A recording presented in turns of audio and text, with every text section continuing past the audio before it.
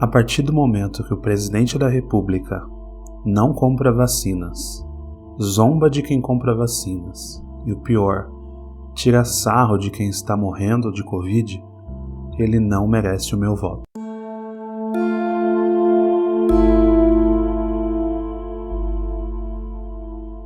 Olá, meu nome é Marcos Farias e seja bem-vindo a mais um episódio do Não Sei Filosofia. Estamos abrindo a segunda temporada do Não Sei Filosofia, após um longo período de pausa, e nessa segunda temporada o nosso tema será sobre eleições. Esse é um assunto bem delicado, mas eu jamais poderia ignorar o momento que a gente está passando, né? E o primeiro episódio dessa temporada é 5 motivos para não votar em Bolsonaro. Mas calma, se você gosta de Bolsonaro, o meu objetivo não é convencer ninguém.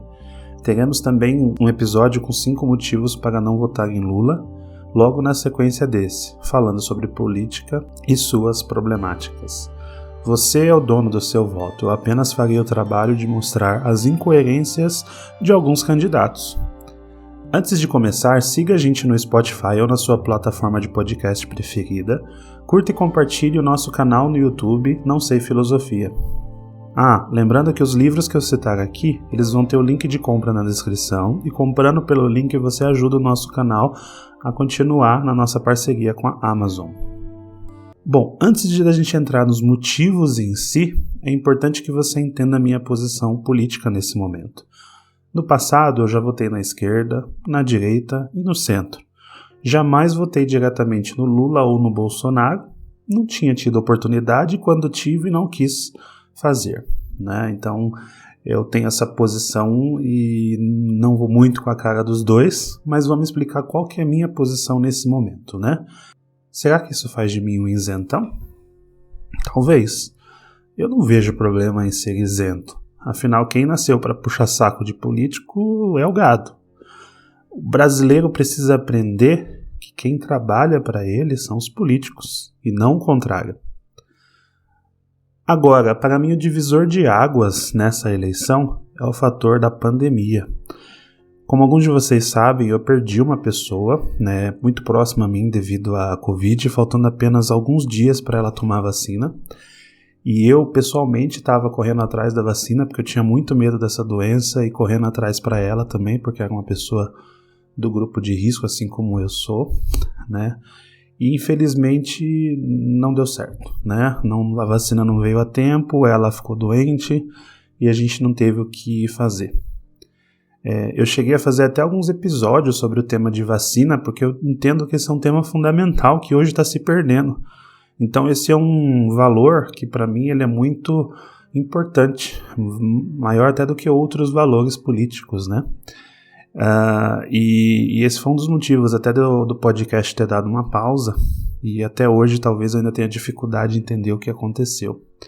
Agora, o que está claro para mim é a responsabilidade de cada um nessa pandemia. Porém, eu considero diretamente responsável pela maior tragédia que a gente já teve nesse país, pelo menos recentemente, o senhor Jair Messias Bolsonaro. E esse é um dos tópicos que eu vou falar mais para frente. A minha decisão política, então, nesse momento, é que eu vou votar em qualquer pessoa que tire Bolsonaro do poder. A decisão é simples assim. Citando aí o Winston Churchill, para quem é conservador, já que a gente está falando de uma pessoa que se diz conservadora, uma vez ele foi questionado o motivo dele estar do lado de Joseph Stalin na guerra contra Hitler, na Segunda Guerra Mundial. Churchill era anticomunista, né? E ele se alinhou com Stalin para derrubar Hitler. E uma vez ele foi questionado sobre isso e a resposta dele foi: se Hitler invadisse o inferno, eu faria uma referência favorável ao diabo na Câmara dos Comuns. Ou seja, ele se aliaria ao diabo para derrubar Hitler. Bom, não sei se Bolsonaro é Hitler, mas eu sei que ele sim foi responsável pela morte de muitas pessoas, com evidências na minha visão, e eu sim me aliaria até e votaria até no diabo para tirar Bolsonaro. Essa é a minha posição política.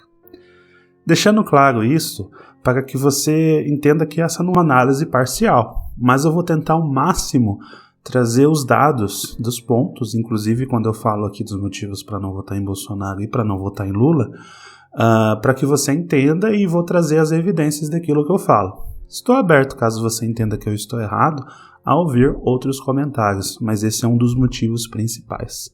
Mas vamos aos motivos então, que é o tópico desse vídeo, 5 motivos para não votar em Bolsonaro. Primeiro motivo, Bolsonaro é corrupto.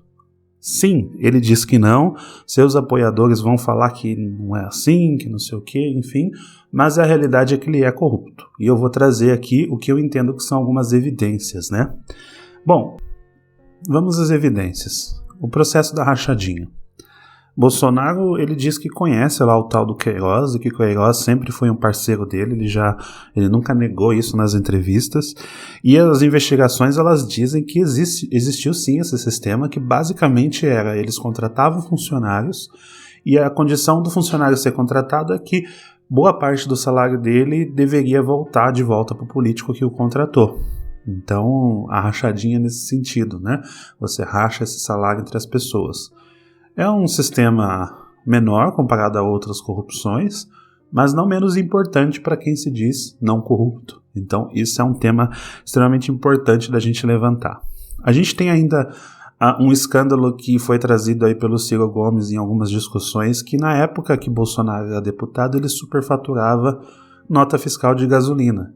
Muita gente fala, mas esse é um escândalo menor. Mas, de novo, vindo de quem diz que não é corrupto, isso é corrupção, é desvio, é dinheiro nosso que está sendo desviado, né?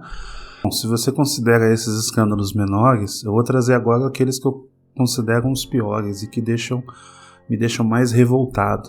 O primeiro deles tem a ver com a pandemia, seria o superfaturamento das vacinas. A CPI da Covid, ela conseguiu provar que o governo estava negociando compra de vacinas de um laboratório não aprovado pela Anvisa, era um laboratório onde não tinha vacina aprovada, ainda assim estava sendo negociado um valor que era até 3 vezes maior do que o menor valor que tinha-se à época dos laboratórios aprovados. E, além disso, eles estavam pedindo para cada vacina vendida que $1 voltasse no formato de propina para o governo, né? Na época, Bolsonaro foi questionado, ele disse que isso não era com ele, que eram os deputados, que era o tal do Barros lá, que é o apoio dele, é o deputado que apoia ele na base, enfim. Porém, um fato interessante é que 2 das testemunhas que foram falar na CPI, que eram funcionários do governo que diziam que Bolsonaro sabia sim do esquema, elas foram do nada mandadas embora e sem acesso mais ao Ministério da Saúde. Elas trabalhavam no Ministério da Saúde. Por que eles tinham tanto medo dessas 2 pessoas, né? Que hoje, inclusive, sofreram várias ameaças e estão sendo protegidas pela polícia, né? Então, quanto que essa grana iria para o bolso dos membros do governo? Alguns dos casos ali sendo negociados pelo próprio ministro da Saúde, a intermediação desses casos, né? O ministro Pazuello, aí, o general da Saúde, né? Ainda que Bolsonaro não soubesse de nada, um dos principais argumentos que o Lula, por exemplo, no PT usava quando teve o escândalo do mensalão, a gente não pode ser ingênuo a ponto de acreditar que o cara estava lá e não sabia do que estava acontecendo. Ele negligenciou a compra da vacina e ainda queria comprar vacina superfaturada. A CPI descobriu antes e barrou essa compra. Então, é muito óbvio que essa ordem vinha de cima, né? Que sim, ele sabia do que estava acontecendo. Se isso ainda não for suficiente para você, a gente tem a velha história da política brasileira do toma lá da cá. Então, falando das verbas do Centrão que sempre está aí nos temas polêmicos, né? Se a gente pegar a base histórica, Bolsonaro destinou em 2 anos aí, dos primeiros 2 anos de mandato, mais verba para o Centrão do que se você somar todas as verbas históricas de Lula, Dilma e Temer. Então, em 2 anos, no caso, e você fazer um comparativo com o mesmo período, ele destinou mais verba do que 3 presidentes somados, né? E na sequência a gente tem o pior escândalo de todos, na minha opinião, que é o orçamento secreto. Então você junta essa questão das verbas e torna elas secretas. Por que você torna elas secretas, né? O Bolsonaro, que tanto diz que conhecereis a verdade e ela os libertará, ele ajudou Arthur Lira a criar o que a gente chama de orçamento secreto. Basicamente, orçamento secreto é o governo libera verba e o deputado não precisa necessariamente dizer para onde ela vai. Ela não precisa ser aberta, não precisa ser detalhada. Você só sabe para que é, de uma forma geral, sei lá, investimento em construção de rodovia, mas você não sabe como que ela vai ser aplicada. E aí, qual que é o detalhe importante aqui? Até aí, poderia se dizer, mas isso foram os deputados que aprovaram. Mas foram descobertas tabelas de distribuição dessas verbas, onde só quem ganhava essa verba é quem votasse a favor das pautas do governo. Ou seja, compra de voto de deputado. Onde que a gente já ouviu isso? Mensalão. Quem fez o mensalão? O PT. Como que o PT fazia o mensalão? Ele dava uma mensalidade para os deputados votarem a favor das pautas que Lula queria. O que Bolsonaro está fazendo agora? Ao invés de dar uma mensalidade, ele está dando verba pública e transformou essa verba em secreta, ou seja, ele acaba aperfeiçoando o sistema de pagar políticos e comprar votos internos. O político não está interessado mais, então, se aquela pauta é boa ou não para o povo. Ela vai ser boa para alguém e ele vai votar desde que venha o dinheiro. Agora, falando em números, para vocês terem uma noção, o mensalão, de acordo com o fechamento do processo lá que o STF julgou, né, Ação Penal 470, para quem quiser pesquisar, ele desviou cerca de 120 milhões, 130 milhões de reais na época. No orçamento secreto, a gente está falando de uma verba anual entre 20 e 30 bilhões. Então a gente está falando que de uma só vez há um desvio que pode chegar até 200 vezes mais do que um dos maiores escândalos de corrupção da história. Então Bolsonaro aperfeiçoou o sistema de corrupção no Brasil. Não dá para negar isso. Lula sim é corrupto, o PT sim é corrupto, Bolsonaro aperfeiçoou o sistema. E eu costumo dizer que talvez ele só não tenha roubado mais porque ainda não teve tempo suficiente para isso. É bom comparar esses casos de corrupção porque esse é o principal argumento de muitas pessoas. Mas você tem que votar no Bolsonaro porque senão o PT vai voltar e vai continuar roubando. Mas quem disse que Bolsonaro não está roubando? Será que só se o cara vê o dinheiro na mão do Bolsonaro que ele vai acreditar que isso é verdade? Pois bem, os petistas diziam que o Lula é inocente. Dizem até hoje. Alguém já pegou o Lula com dinheiro na mão? Não. E aí? Ele é inocente por causa disso? Bolsonaro é inocente por causa disso? Cabe você julgar. Bom, vamos para o segundo motivo. Bolsonaro é vagabundo, trabalha pouco. Aqui é bem simples. A agenda do presidente, onde ele coloca as atividades, ou pelo menos deveria colocar, ela está sempre com 1 hora e meia, às vezes não tem nenhuma atividade durante o dia, tem dia que tem dia que não tem. São poucas reuniões estratégicas com setores da sociedade, seja movimento popular, ainda que fosse movimento de direita, empresários, o próprio Congresso, enfim. Bolsonaro continua atuando como se fosse um deputado em campanha. Vamos pegar o exemplo de Davos, onde acontece o Fórum Econômico Mundial. Lá nesse fórum ele foi discursor por, 6, 7 minutos. Não se reuniu com vários países, falou com poucos empresários, pouco faz para vender o Brasil. Até o momento, estamos falando aí de agosto de 2022, ele é o presidente que menos viajou para fora do país. Ele se preocupa muito em fiscalizar a vida sexual dos outros, mas pouco com os interesses do Brasil, que é um país continental e precisa que o presidente seja também um presidente de um país grande. Se a gente olhar os principais parceiros comerciais do Brasil, China e Estados Unidos, ele foi uma vez para a China, que hoje é o maior parceiro, e 6 vezes para os Estados Unidos. Ainda que ele foi, no caso, no governo Trump, a maioria dessas vezes, para puxar lá o saco do Trump. Sem trazer de verdade investimento, sem trazer um investimento estrangeiro, um empresário estrangeiro para o Brasil, ou fazer acordos comerciais bilaterais que seja com esses países.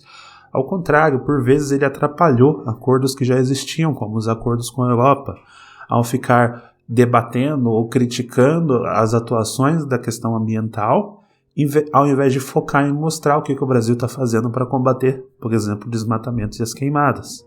Se existem relatos de agências internacionais mostrando que aumentou, então que ele venha a público e fale o que está acontecendo. Ao contrário, ele preferia ficar batendo boca e falando que a mulher do presidente francês é feia.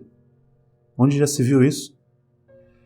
Agora, um aspecto interessante é que ele é o presidente das redes sociais. Se você for lá agora e abrir Instagram, Facebook, Twitter, a impressão que você vai ter é que ele está trabalhando como um condenado. Toda hora tem uma publicação, enfim.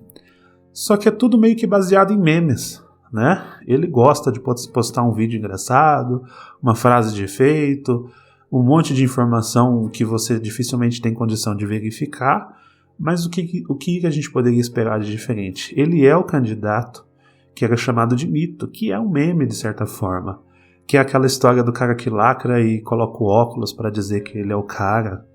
Enfim, não dá para esperar outra coisa. Mas vamos aos resultados práticos. Uma motociata, aqueles passeios de motos que Bolsonaro gosta de fazer. Nos últimos 2 anos ele fez 30 dessas motociatas. Dessas 30, 17, mais da metade, foram feitas em horário de expediente. Eu não sei vocês, mas eu não pago o salário dele para ele ficar andando de moto por aí. O que o Brasil ganha com o presidente dando passeio de moto? Me responda. Eu acredito que nada. Na prática, o que ele está fazendo é campanha eleitoral, só que faz 2 anos que ele está fazendo campanha eleitoral. Então a gente tem um presidente que é, sim, vagabundo. Não faz nada e quando faz para atrapalhar ou em benefício próprio e da sua família. Enfim. Vamos para o terceiro motivo. O Bolsonaro não é cristão. Vejam, ser cristão não é o problema em si. Se você é cristão, ateu, umbandista, espírita ou não crê em nada, tanto faz. Para exercer um cargo público isso não faz diferença. Eu até acredito que é melhor que a religião não se envolva nas questões de poder. A gente sabe que historicamente isso foi muito complicado para o nosso país e para outros países, né?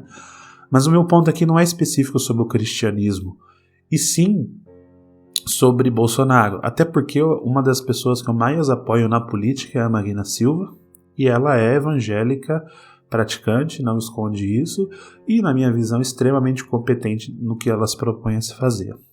Agora, Bolsonaro se vende como um cidadão de bem, conservador, porém não pratica esses valores que ele tanto fala. Vamos aos exemplos. Amor ao próximo. Por diferentes vezes, Bolsonaro ataca as minorias e diz que elas deveriam se curvar à maioria. Fomenta o ódio entre seus apoiadores, ódio contra os gays, as pessoas trans, mulheres e outras minorias, às vezes nem tão minorias, mas que ele considera como. Se a gente observar o comportamento do Jesus bíblico, né, o cristão, aquele que ele tanto fala que é, a gente vê um Cristo que veio para trazer a paz, o amor, o príncipe da paz, como ele se dizia, né? E que defendia bandidos, que defendia prostitutas, que estava ali junto com quem quisesse estar junto dele. Ao contrário dos religiosos, ele não se sentava à mesa com os religiosos. Ele focava com os pecadores, né? Ele dizia, eu vim pelos pecadores, aqueles que precisam. Bolsonaro, por outro lado, ignora as minorias. Quando ele fala que bandido bom é bandido morto, vamos falar isso daqui a pouco. Mas enfim, ele ignora essas minorias, então ele não está preocupado com a redenção, com o amor, e sim com o ódio. Enfim, pior, ele se senta à mesa com os fariseus. Quem são os fariseus de hoje em dia? Vou dar os nomes, né? Edir Macedo, Silas Malafaia, Marco Feliciano, que na minha visão são ladrões do dinheiro dos fiéis. Roubam sim, e são aqueles que estão com o Bolsonaro. Não que não estivessem com outros governos, sempre estiveram, mas hoje Bolsonaro é o seu representante no palácio. Outro aspecto é a questão da família. Bolsonaro, que foi casado várias vezes, com filhos em vários casamentos diferentes, criticar a família dos outros ou dizer qual que é a família ideal, meio estranho, né? E a questão da violência, como eu já disse, né? Bandido bom é bandido morto. Né? Essa é uma frase aí que ele não fala exatamente desse jeito, mas ele já falou que quem está no presídio é porque merece, enfim, e que lá eles têm que se ferrarem mesmo. Enfim, quem que é bandido? Quem faz rachadinha é bandido? E aí? A gente vive num país que a gente prende muitas pessoas inocentes. Esses dias mesmo teve um caso aqui na região de Campinas de um pai e de um filho que ficaram 7 dias presos por suspeita de ter assaltado um condomínio de luxo.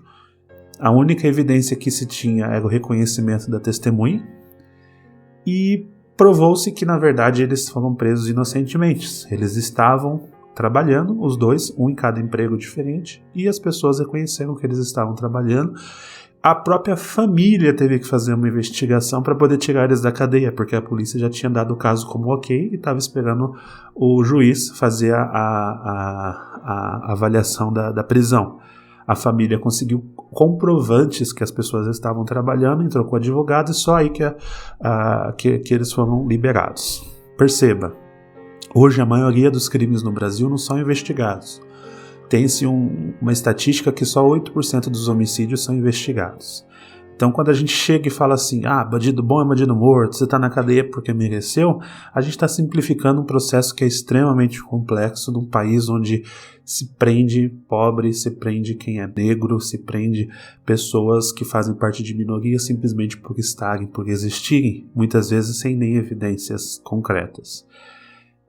E veja, eu não estou dizendo que é certo roubar ou coisa do tipo, ao contrário. Mas vamos a um exemplo prático. Imagina que um bandido é flagrado com dinheiro na cueca. E aí? Esse político bandido ou não é bandido? Esse político, inclusive, que foi flagrado com dinheiro na cueca, faz parte hoje do governo. Bolsonaro, obviamente, ele apoia o governo. E aí? E está livre concorrendo à eleição. Nunca foi preso, nunca foi julgado, nunca foi investigado. Então, quando a gente chega e fala assim, bandido bom é bandido morto, quais bandidos? Não sei. Na minha visão, classificar bandidos é complicado. O bandido que está com o dinheiro do povo na cueca, ele é tão bandido quanto aquele que rouba para comer. Talvez não, talvez seja pior, porque aquele que rouba com dinheiro na cueca está tirando de gente que não tem o que comer. Pois é. Jesus, falando do cristianismo, ensinava você a dar a sua face. Ensinava você a ajudar os pobres. Se alguém pegar a sua veste, você vai e entregue para ele. É isso que era o ensinamento. Bolsonaro já sugeriu que uma deputada não era estuprada porque ela não merecia. Como se alguma mulher merecesse isso. Porque ela era feia. Como se ser bonito ou feio fosse critério para estuprar uma pessoa. Isso não é cristão. Lembro também que ele disse que usava o dinheiro para comer gente, dinheiro de verba que ele recebia de auxílio para poder pagar moradia, para comer gente. Também não acho que isso seja cristão. Ou ainda, que para mim é um dos piores casos, quando a Dilma estava fazendo um tratamento de câncer, antes até de ser presidente, que ele disse que desejava que ela morresse de infarto ou de câncer. O que parece para você quando uma pessoa chega e fala essa outra pessoa merece morrer de câncer ou de infarto, simplesmente por ser um adversário político? Eu não vejo, sinceramente, Jesus nessas palavras. Mas, enfim, se Bolsonaro é cristão, talvez ele tenha lido uma Bíblia diferente da que eu li. Vamos lá, quarto motivo. Ele é contra a democracia. Sim, tem muita gente que fala que Bolsonaro é a favor das liberdades, mas a realidade é que toda vez que ele tem uma oportunidade de ir contra os valores da democracia, ele aproveita. Isso aconteceu várias vezes, né? Por exemplo, quando ele, ainda deputado, batia a boca com o repórter que questionava ele, ameaçava agredir repórter. Quando ele disse que Fernando Henrique deveria ser fuzilado pelas políticas econômicas. Quando ele era capitão do exército e jogou uma bomba dentro do exército, né, tentou fazer lá um atentado interno por causa de reajuste de salário. Quando ele disse que os petistas tinham que ser fuzilados e mandados para fora do país para viver em Cuba. Enfim, são frases. Eu não sei o quanto que ele acredita realmente nisso, ou isso é só para agradar uma parte da população que gosta, que acha isso interessante, enfim, retrato do Brasil, né? Mas isso com certeza não é democrático. Porém, o mais crítico e importante aí, já como presidente, na minha visão, são as constantes ameaças, né? ele não é corajoso o suficiente para falar vou dar um golpe, mas ele fica nas entrelinhas falando que estão puxando muita corda, ele vai agir nas 4 linhas da Constituição, fazendo referência ao artigo 142 da Constituição, que fala sobre intervenções militares e situações de extrema crise.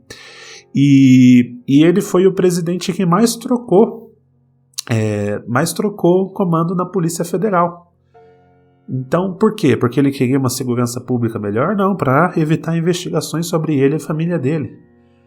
Todas essas ameaças, elas culminaram na saída conjunta dos 3 comandantes das Forças Armadas no ano passado. Quem vai se lembrar, né? Tô falando do general de exército, brigadeiro do ar e almirante de esquadra, que renunciaram ao mesmo tempo o cargo, justamente naquele momento ali que estava tendo ameaça à democracia. A gente nunca vai saber o motivo disso, até porque o chefe deles era o próprio Bolsonaro, então isso não vai ser divulgado. Mas imagine o que deve ter acontecido de importante para os 3 renunciarem ao mesmo tempo. Óbvio que eles não apoiaram alguma ideia de Bolsonaro, que com certeza não era uma ideia democrática. Por último, e não menos importante, pandemia. Já falei anteriormente sobre os meus motivos para não votar em Bolsonaro e a pandemia está entre os principais, mas é importante trazer os dados que efetivamente provam que ele negligenciou, e eu estou separando aqui em tópicos, né? O primeiro dele é a negligência científica. Ainda sobre a gestão de Mandetta no início da pandemia, o governo atuou de forma correta, eu diria. Ele estabeleceu critérios para usar os EPIs, como as máscaras, as proteções para os médicos, os recursos, tentou aí entender as dificuldades dos outros países e trazer esse aprendizado e fez um plano de comunicação. Todo dia o Mandetta, todo mundo vai se lembrar, vinha para a TV para falar sobre o que estava sendo feito, explicar as ações aí do Ministério da Saúde. Porém, Bolsonaro ficou tão incomodado com essa visibilidade que Mandetta estava tendo e ele começou a se sentir acuado, começou a questionar, começou a se desfazer e queimar o Mandetta efetivamente no cargo, até que demitiu o Mandetta. Nesse momento foi o momento que ele rompeu com a comunidade científica e começou a se aliar com pessoas que não tinham pensamento científico como prioridade, defendendo teses que não faziam sentido, como, por exemplo, que apenas 800 pessoas iam morrer em todo o país devido à doença, o que rapidamente se provou que não era verdade, infelizmente. Na sequência, percebeu que as coisas não iam da forma que ele estava indo, ele começou a usar outras teses, né? Teses do senso comum, como que a máscara, na verdade, ela poderia ser prejudicial se você usasse muito tempo, ou que a máscara, por exemplo, por não vedar cheiros, ela não seria eficiente contra o vírus, meio que ignorando que tem uma diferença entre as partículas de cheiro e as partículas que podem carregar o vírus, né? E que isso talvez não protegeria, enfim. E tudo isso culminou com a recomendação de remédios. Imagine, o presidente recomendando remédios, né? Não é para isso que a gente vota no presidente, né? A partir de uma pesquisa fajuta, que foi inventada por um médico francês, que inclusive depois pediu desculpas, falando que essa pesquisa na verdade estava errada, enfim, porque está sendo investigado, obviamente, por isso, ele começou a defender a cloroquina como remédio da salvação, né? Cloroquina e ivermectina. É óbvio que esse remédio não funcionou. Quer ver uma evidência clássica disso? O Brasil foi o país que mais utilizou cloroquina, inclusive em níveis recordes nunca utilizados antes, e proporcionalmente foi o país onde mais morreram pessoas de Covid. Logo, a cloroquina, se ela tivesse qualquer efeito, isso não deveria ter acontecido. Mas isso aconteceu, a vacina demorou a chegar, ela chegou muito tarde, as medidas eram boicotadas pelo próprio presidente. Então, isso culminou com a gente ser o pior país do mundo em quantidade de mortos, né, proporcional à população. Lembra também da crise no Amazonas, onde faltou oxigênio e isso estava sendo noticiado que o governo tinha recebido um alerta vários dias antes, ele não agiu. O que ele fez? Mandou lá o Pazuello junto com cloroquina. Esse caso específico, ele evidencia o que aconteceu no país. A motivação para classificar isso como crime de negligência. Isso sim foi negligência que gerou muitas mortes. Agora, existe até uma dúvida levantada aí na CPI, do Covid, que é o seguinte: teve laboratório que faturou quase R$500 milhão com fabricação de cloroquina e ivermectina. Inclusive laboratório que os donos são amigos do presidente e já fizeram campanhas para o presidente. Será que temos mais um caso de corrupção? Eu não duvidaria. O segundo ponto ainda da pandemia é a questão do atraso da vacinação. Ficou evidente diversas vezes que vários laboratórios entraram em contato com o Brasil para tentar negociar a vacina e simplesmente não foram ouvidos. Bolsonaro era avesso às vacinas. Ele chegou a declarar, e inclusive está sendo investigado por causa disso, que a vacina poderia causar AIDS, o que não faz o menor sentido. Da onde que ele tirou isso, né? E outras sugestões aí, tem turma aí de direita que falava do chip, enfim, várias questões aí do vírus, que inclusive eu fiz um episódio, um artigo específico sobre esse tema. Você pode procurar aí sobre se as vacinas funcionam, né? E ele somente decidiu se mexer no tema da vacinação quando o João Dória, que era seu adversário político, resolveu comprar vacina e falar que ia vacinar por conta se o governo não agisse. Foi aí então que ele começa a atuar nesse ponto, vendo que ele poderia ficar para trás politicamente. Durante as investigações, foi evidenciado na CPI da Covid que, além de não comprar vacina, ele tentou comprar, como eu já comentei, vacina superfaturada, ou seja, corrompeu o processo da saúde do Brasil. Por último, dentro ainda do tema pandemia, a questão da desinformação e o deboche. Pode parecer que isso não é relevante, mas à medida que o presidente ri das pessoas que estão morrendo, faz piada com pessoas com falta de ar e espalha desinformação, coloca em dúvida se a doença existe ou não, ele gera uma instabilidade, ele gera conflito. Várias pessoas que acreditam nele, sinceramente, deixaram de acreditar na ciência e morreram por causa disso. Então esse é um impacto muito complicado. O presidente ele tem uma responsabilidade sim nesse tema. É óbvio que isso também é fruto de uma ignorância perpetuada com os anos no Brasil, de falta de educação, enfim, mas o presidente ele tem um papel de apaziguar, de unir, de trazer os recursos, de colocar a população. É inimaginável que no século XXI você tenha um presidente que fale tanta asneira e que prejudique tanto o sistema público. Bom, esses foram 5 motivos então pelos quais eu não votaria em Bolsonaro. O episódio ficou longo, mas a gente está falando de temas que não dá para deixar de lado. Se você é conservador, quer entender um pouco mais da ideologia ou ainda tem curiosidade de conhecer mais sobre esses temas, eu tenho aqui um episódio que fala sobre o conservadorismo versus o reacionarismo, confira aqui, e alguns livros que eu vou deixar como exemplo, né? Principalmente se você quer entender o porquê de Bolsonaro, na minha visão, não ser conservador, esses 2 livros vão ajudar você a entender um pouco das bases do conservadorismo. O primeiro livro é Reflexões sobre a Revolução da França, do Edmund Burke, que é o pai aí do conservadorismo que a gente tem hoje, que fez aí uma inflexão sobre a Revolução Francesa e o papel do conservadorismo.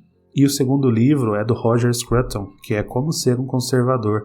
Roger Scruton, ele é um escritor moderno aí do conservadorismo, né, mais recente, inclusive um dos que os bolsonaros dizem que leu, mas duvido que tenham lido, e ele fala sobre como que é a realidade de ser conservador no mundo de hoje, né? Então ele é interessante para você entender um pouco das ideias conservadoras que não tem nada a ver com isso que o Bolsonaro está fazendo aí.